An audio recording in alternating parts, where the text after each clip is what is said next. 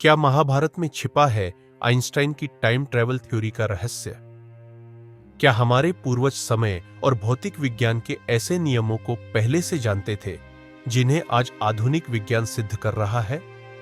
इस रहस्य का जवाब छिपा है राजा काकुदमी और उनकी पुत्री रेवती की कथा में।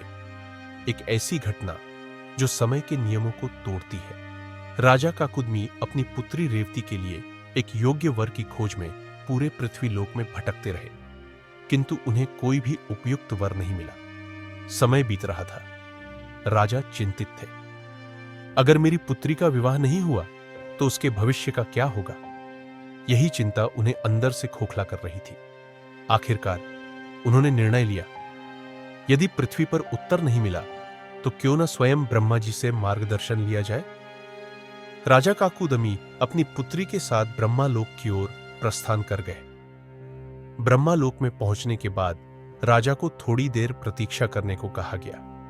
वे शांत होकर बैठ गए, लेकिन जब ब्रह्मा जी ने उन्हें बुलाया और उनका प्रश्न सुना तो वे मुस्कुरा दिए।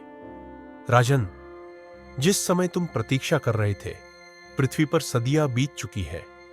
जिसके साथ तुम अपनी पुत्री का विवाह करना चाहते थे उसका वंश तक समाप्त हो गया है। राजा काकुदमी स्तब्ध रह गए। कैसे हो सकता है यह?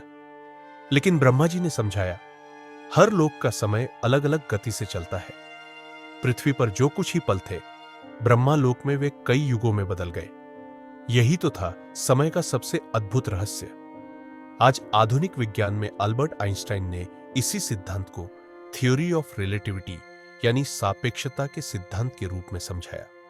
समय स्थिर नहीं है, यह अलग अलग परिस्थितियों में अलग अलग गति से चलता है। जिसे विज्ञान आज खोज रहा है, क्या महाभारत काल में यह पहले से ही ज्ञात था?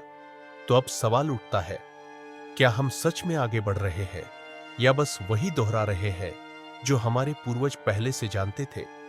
क्या महाभारत और प्राचीन ग्रंथों में और भी वैज्ञानिक रहस्य छिपे हैं? अगर ऐसा है, क्या हम भविष्य में जा रहे हैं या अतीत में लौट रहे हैं?